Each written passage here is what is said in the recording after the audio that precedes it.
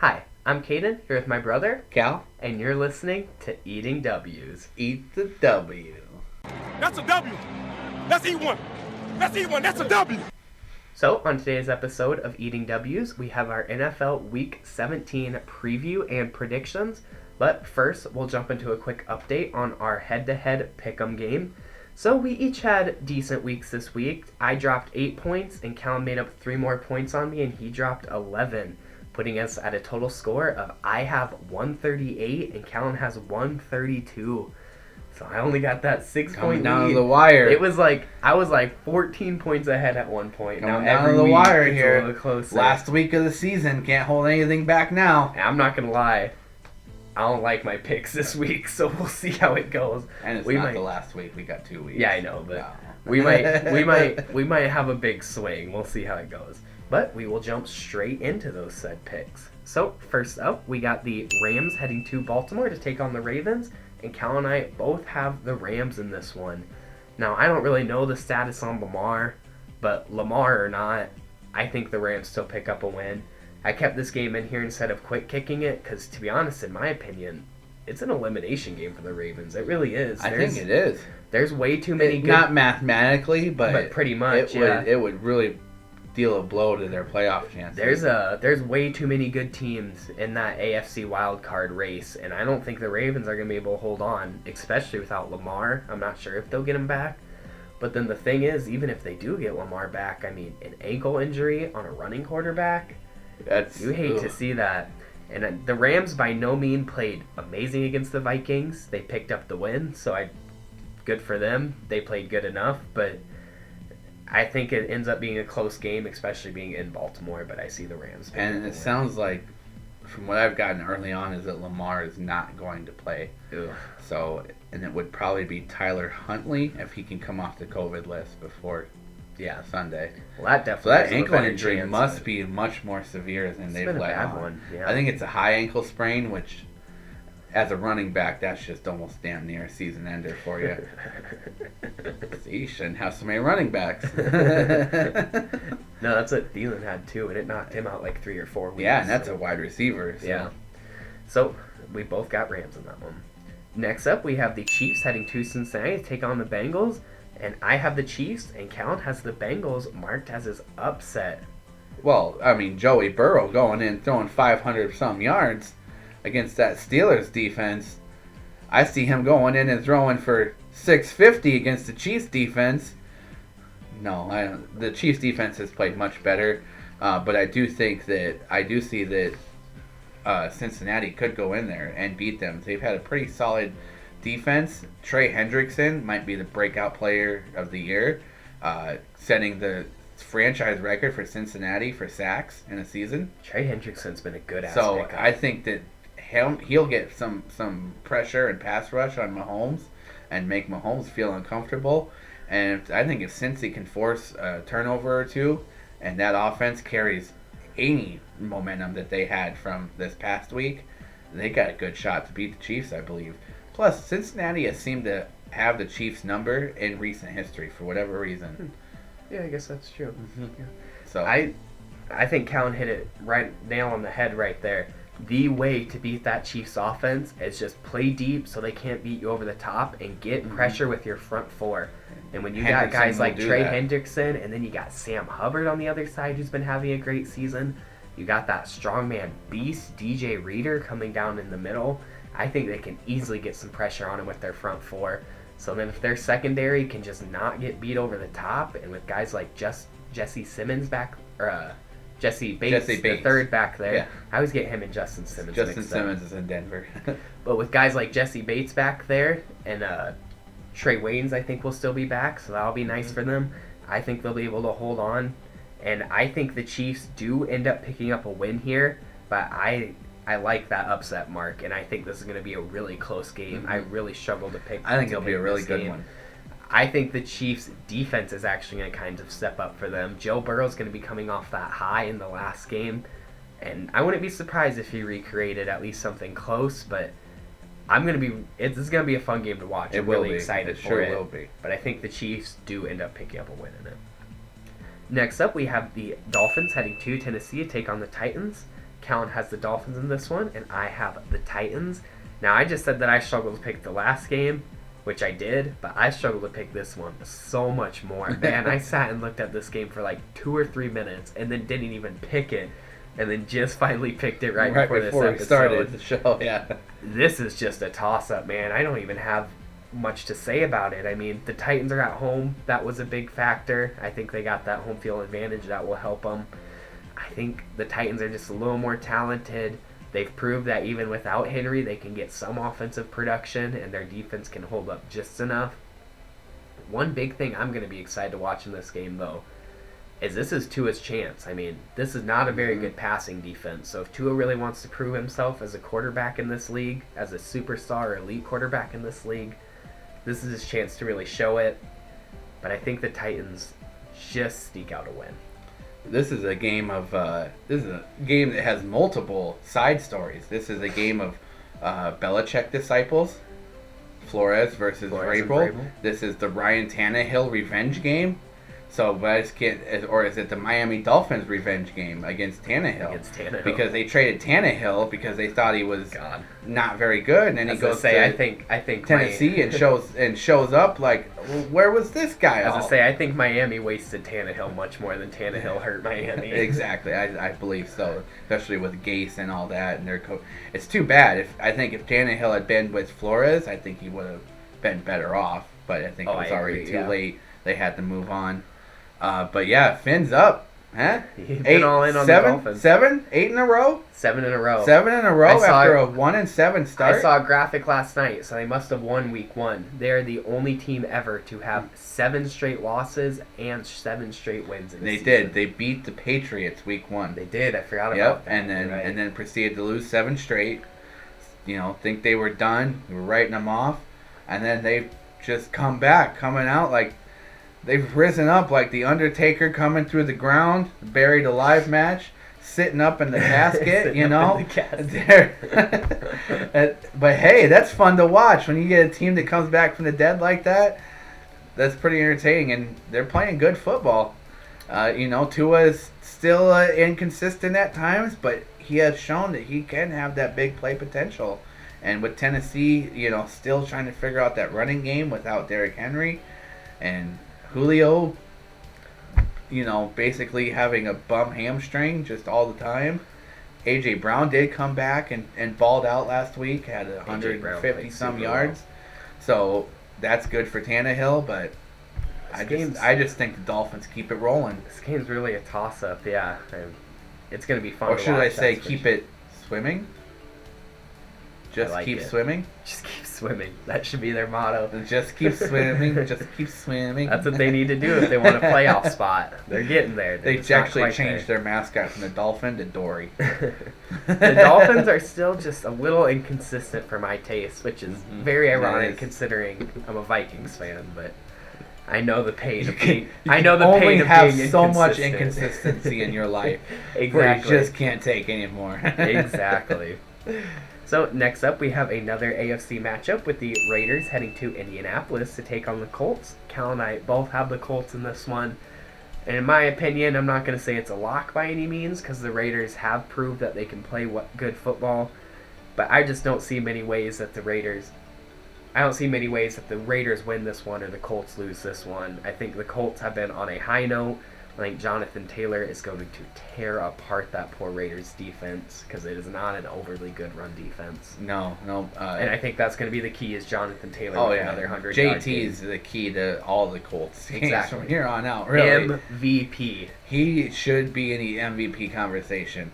Unfortunately, I have an MVP on my team that is going to win it this year, but I do definitely agree that he should be in the running, literally. But yeah, the Raiders, if they win this game and next week, they're in the playoffs. So I could see them, that motivating them to play well. If this was in Vegas, I'd probably pick the Raiders. It being in Indy, I picked the Colts. So I think this is one of those games where the home team makes a difference. And no, I won't say it. Thank you. I know you look down at it. I could see you look down and be like, son of a bitch. No, I won't say it. I know. Thank you. It makes me feel so much better. Next up, we got the Eagles heading to Washington to take on the football team. And we got a split here. Callan has the Eagles, but I'm taking the football team. A little bit of an upset. I mean, I know it's hard to say that the football team's going to win after getting just absolutely picked apart like none other last week against the Cowboys in a divisional matchup. But Heineke has too much damn heart to let that happen 2 weeks in a row. I'm not all in on this one. I could see the Eagles picking up a win still. But I don't know. I like it's in Washington. Like I just said, Heineke got absolutely destroyed last week. And I know when you have that much heart and love the game that much, you do not let that happen 2 weeks in a row. And this is really a make or break game for the Eagles. If they can pick up a win here, their playoff chances are looking great. And I know that divisional teams love ruining playoff chances. They like to more spoil. than anybody else. It is so Doesn't fun. matter who they're playing. It's like Exactly. they know they have a chance to spoil. It's so they'll spoil. fun to ruin one of, especially if you're already kind of out of the playoff race, like Washington is at this point. It's so fun to spoil other teams' playoff races. So I like the football team in this one. Yeah, I definitely think Washington will play better. I mean, they have to play better than they did Yeah, last it's hard week. to play worse. Yeah, so I do think they'll play better. I think that Philly just has a little too much more talent to let Washington win because Philly's fighting for that playoff spot. And because of that, because they're the team fighting for the playoff spot and not the team that's eliminated, I just feel like it's going to be too much of a gut punch for Washington after last week to really come back and beat the Eagles. Philly's a good team. They really proved themselves in the second half of the season, so it should be a good matchup to watch. Next up, we have another divisional matchup in the AFC West this time with the Denver Broncos heading to Los Angeles to take on the Chargers. And Cal and I both have the Chargers in this one. You just don't, after a trap game like that where they got smoked by the Texans last week, you don't lose a divisional game right after that, especially in Los Angeles. No, the Chargers have got to come out and show that wasn't us last week. Yeah. Because, no offense to Houston, but LA should have blown them out. It should have been easily. reversed, really, and when you look at it on paper. Herbert had a kind of a bad game. I don't know if he was just trying too hard, maybe. Kind of seemed like to bring it back, kind of like... Seems like they got behind and he started forcing. You know what? stuff. They were a victim of quicksand. I will say this was the Chargers' quicksand game. They thought things were going fine. They're playing a beaten down, should be easy win. And everything started going wrong. And next thing you know, they ran over their head. Yeah, it was bad, like 41-29, something Yeah. like that, especially considering they had just almost beat the Chiefs. They Yeah, had just taken they the just- Chiefs to yeah. overtime, so just to get To go out and, not lay an egg, but to get lay a leveled by a team rotten like egg the Texans against the Texans. Yeah, they're going to come out. And, I think they they'll come come out out much and beat better. the hell out of the Broncos. Unfortunately for the Broncos, I think so too. Speaking of the Texans, next up we have the Houston Texans heading to San Francisco to take on the 49ers. And Callan has the Niners, but I have DM3 in the Houston Texans marked as my upset this week. I just do not trust the Niners. I know it seems like I pick against them every week, because I do. And I mean, they got the weapons all over the place. They're overall a really good team, but just something about them, I don't think they're the team. They just don't, I don't know if it's their spotty defensive play that's kind of hit or miss, or if it's their quarterback situation. But I just don't like the 49ers as a team. I think you just don't like them because the announcers because just the completely pamper announcers love them, and especially love Jimmy G. Which Yeah, I won't get into it, but that's a whole nother that's thing. I a don't whole understand nother that at all. issue, man. That's only a whole episode for that Man. guy's rant on that. Davis Mills has been playing well, and the thing that I really liked is he played well last week without his number one target, Brandon Cooks. He was running out there with borderline practice squad guys and rookies and still put up almost 300 yards and a couple of touchdowns. So he's going to get Cooks back. He's going against this hit-or-miss Niners defense. There's an upset of brewing. Put the Niners The on Tyrod upset prophecy, it's starting to come to fruition. alert. Every week it gets a little It closer. gets a little bit closer. But and it sounds like, so we're talking about Jimmy G. He had that hand injury. sounds like it'll be Trey Lance this week and for the foreseeable future. I'm not exactly sure. It's an injury similar to Wilson's, but on the thumb, not the finger. And he missed 4 or 5 weeks. So it could be Trey Lance going into the playoffs, which would be interesting to see. But I think that because Houston shocked the Chargers like that, the 49ers won't overlook Come them. down to earth a Yeah, little bit. yeah. The 49ers will be like, don't let that be us, okay? See that? This is an NFL team that we're playing, and they are getting paid to play too. So I think that because of that, the Niners should handle Houston pretty easily. But I do like the Tyrod prophecy and run DM3. I love it. Got it. Next up, we have a full NFC matchup this time for the Cardinals heading to Dallas to take on the Cowboys. And Cal and I both have the Cowboys in this one. Now, I don't even overly like the Cowboys in this one, especially coming off a blowout win. I think they might be a little on their high horse and get knocked down a peg. But, man, the Cardinals have just played bad, so I don't know how I can pick them. I mean, when you lose to the Lions and then drop a close game to the Colts, I don't know how you show up and beat the Cowboys in Dallas. Especially without a lot of your top weapons. Hopkins is out. James Conner is out. They did get Chase Edmonds back and Kyler back. But they're just not even at full strength. And it looked pretty obvious last week that they weren't at full strength. Yeah, and I think that's part of the reason that why on that front. I do need the Cardinals to win though.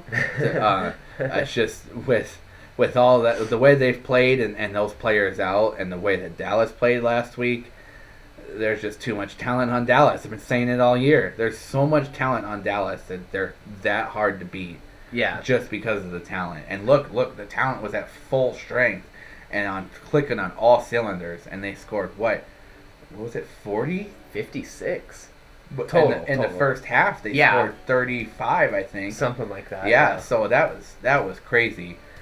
Yeah, I mean, this should be a pretty good matchup. These are two good teams any way you want to look at it, even with the Cardinals' injuries, but it just seems like one the Cowboys should win. Next up, we have, for the second week in a row, we're sending an NFC South matchup straight to London. Sending them across the pond. In fact, we're only sending one team across the pond. We're telling Carolina to just stay over there. Oh, no, both these. Oh, yeah, okay, we're only sending Yeah, because Carolina was already there. They were there last week playing Tampa Bay. And they were so bad that they were like, we want to see those guys again. Exactly. So we're keeping Carolina over there. Next up, we got the Panthers going to New Orleans to take on the Saints, or should we say staying in London to take on the Saints.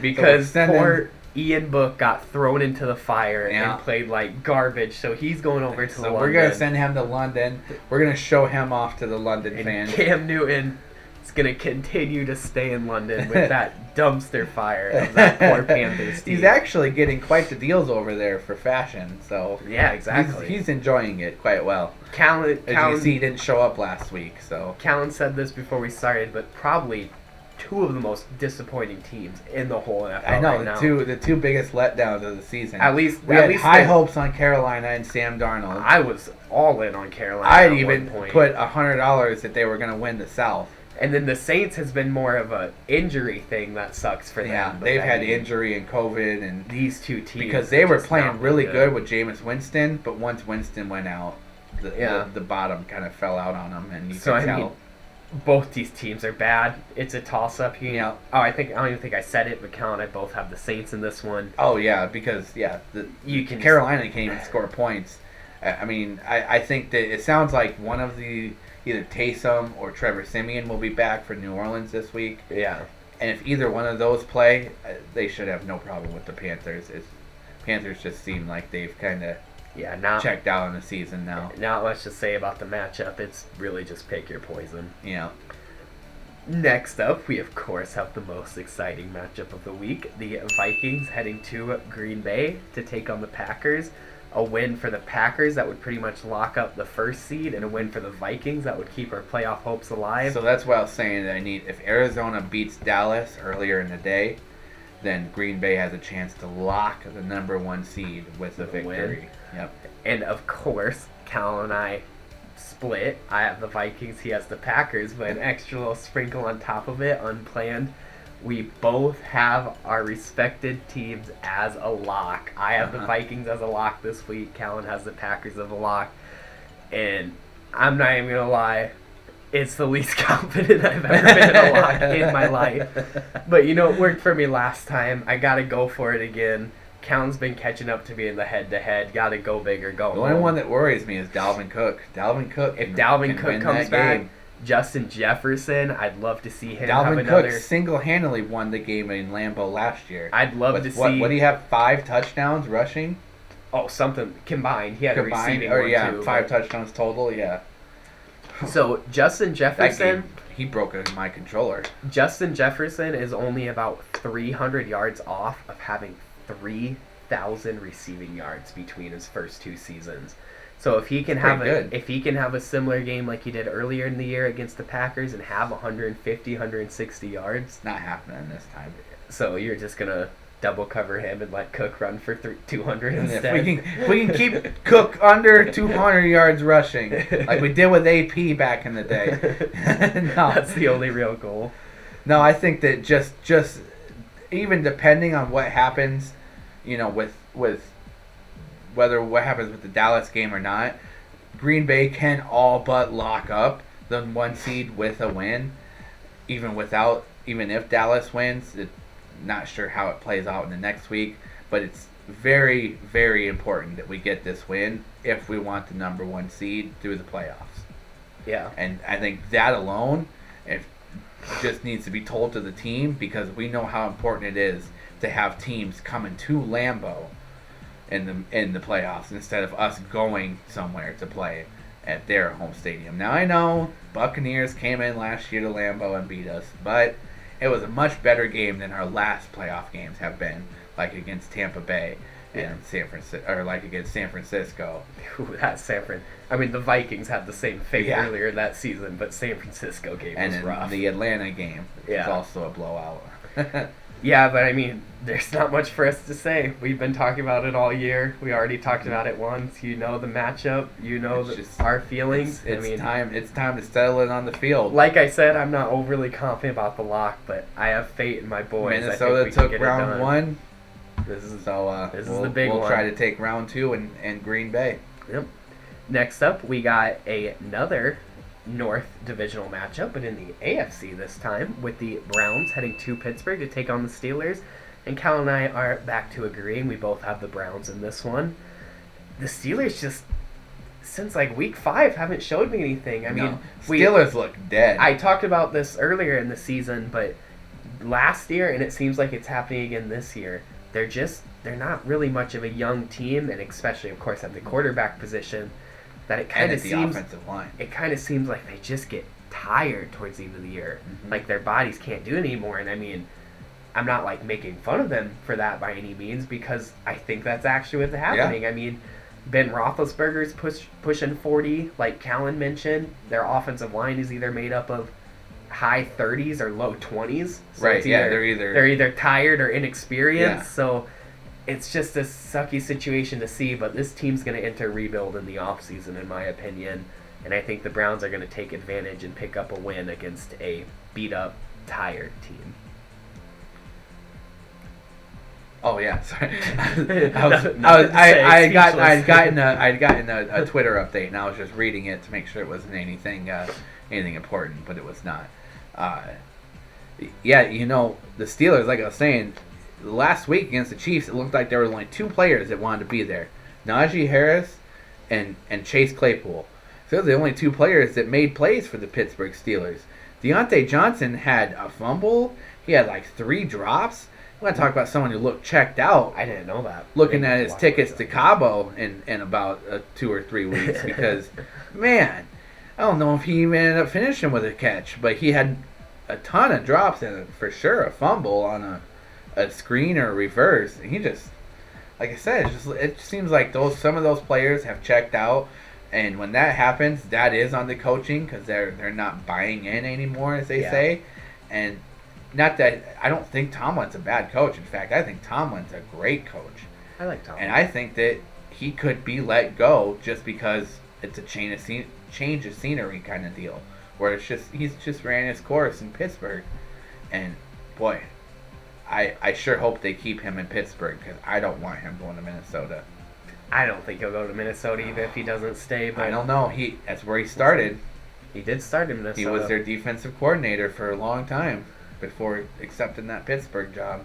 Yeah, I could see it, but I don't know. Another thing I could see, but I don't know if it'll happen, is I could see them really going into a deep rebuild this year. Yeah. Like you just said, kind of wiping the coaching slate clean, getting a bunch of new guys in the draft.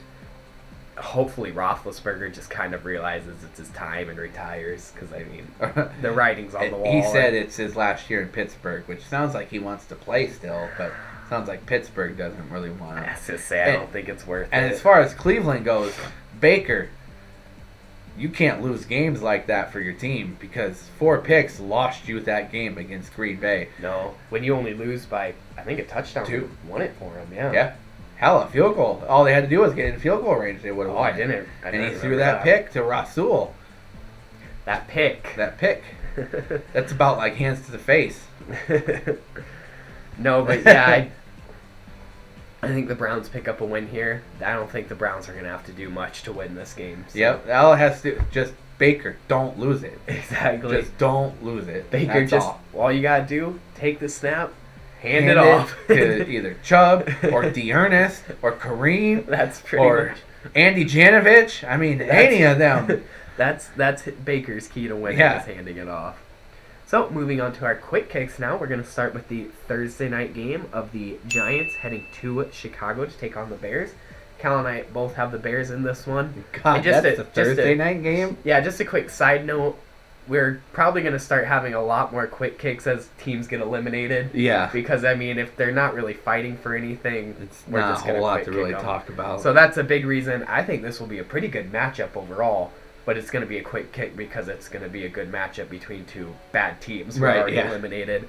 But I see the Bears picking up this one because pretty much like I already said once earlier this season, if you score more than 17 or 20 points, you beat the Giants. Yep. Because that's what their offense is just completely inept for the Giants. And it's crazy that the Bears' offense is actually more competent than someone else's offense. Never thought I'd see the day. It's a rarity. It's almost...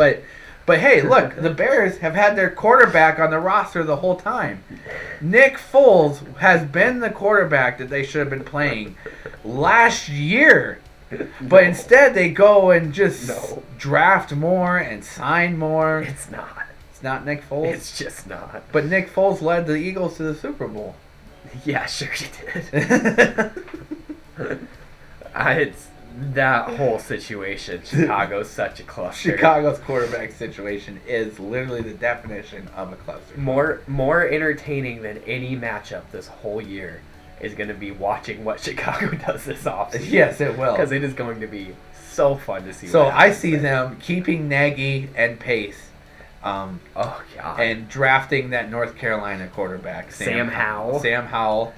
And then signing Gardner Minshew. So that's how I see the Bears offseason playing out. I see them keeping Pace, keeping Fields, booting Nagy. Oh yeah, no, I'm being Oh, were you? Yeah, I know, right? Can you even tell? Can you even tell with the Bears? That's something they might. Or are they going to keep everyone and bring in 2 more quarterbacks? The funny part is he was fully kidding, and I took it for serious because that is an actual possibility. Of They've literally done that. They've literally already done that once. So it's going to be fun to see what happens there. But next up, we got the Jags heading to New England, take on the Pats. Cal and I both have the Pats in this one. Pretty obvious here. Belichick versus a rookie quarterback and just a bad team in general. Should be a blowout. Yeah, Belichick has owned rookie quarterbacks, and I see that continuing through this week. Definitely. Next up, kind of same situation. Bucks going to New York to take on the Jets. Cal and I both have the Bucks in this one. I can see this being a little closer than the aforementioned game, but I think that the Bucks is just going to be too much for the Jets to handle. Rookie quarterback, Arians done pretty good against rookie quarterbacks. Yeah, be a blowout. Same thing. Brady against rookie quarterbacks, just dominant. Obviously, Brady more than Arians. Obviously, Brady doesn't scheme the defense like Belichick did. One thing I will say that I'm going to look for in this game, how does Brady react in the cold? This game's in New York at the Meadowlands, which is a tough place to play, not only for the weather, but the field, the atmosphere. It's a different place up in Meadowlands. Yeah. I want to see how he reacts in the cold, because that's going to be how he plays against Green Bay in Lambeau. That's a good point. Nothing would make me happier. But yes, I also, because of the weather, I could see the Jets pulling one. Nothing would make Brady me happier plays bad. than seeing Brady lose to the Jets. If Brady plays bad, he could. Jets- Oh, and that's the other thing too. Yeah. Brady has owned the Jets for decades. That shit would Literally be- decades, he's owned the Jets. That would be hilarious. And it was the Jets that brought him into this world. So Next up, we got the Falcons heading to Buffalo to take on the Bills. Same shit, different day, pretty much. Yep. Cal and I both have the Bills in this one. Yep. Should be an upset. They're just the better team. Mm-hmm. It's in Buffalo. I mean, yeah, and Buffalo still fighting for playoffs. They've now got the number 1 seed in the AFC East. I think they can claim it with a win and a Patriots loss, even though it's unlikely. I was gonna say, But yeah. still, then the same scenario is next week, so they have to keep up. They have to, keep winning to stay ahead of New England. So Yep. I think because of that, since they haven't locked up the division, they'll still be fighting all 4 quarters and should win. Definitely. Should win. And then finally for Week 17, we got the Lions heading to Seattle to take on the Seahawks. Cal and I, of course, both have the Lions in this one. Mm-hmm. This one's actually going to be a pretty good matchup. This will be I am another entertaining excited game. to watch Very this entertaining game. week. And very overall across Yeah. the board, very entertaining week, definitely. I don't have much to say about it. I just want to see the Lions win because freaking Dan Campbell. Why not? MCDC, he's going to keep it rolling. They probably would have won last week. Is it crazy to say, would they have won if Goff was in? Isn't that weird? We gave all this shit I to think Goff, so. and now we're like, well, shit, they would have won if they had Goff. I definitely think so. So, yeah, but I think MCDC, he's really starting to connect with that team. They almost should have beat the Falcons, if not for just a fluke pick at the end of the game. And I see them rolling. The only thing I really really care and really want to see from this game is I want to see Amon-Ra finally break 100. Amon-Ra He's gotten St. Brown so out close. there. He's got 90 yards like 3 or 4 times this Yeah. season and has not broke 100 yet. I think so. he'll get one. He's going to get it. It'll probably be against the Packers, but Probably he's will going to be get one. He'll get like 200. Yeah. So that was our predictions for Week 17 of the NFL season. Thank you all so much for watching, and until next time, don't forget To eat the W.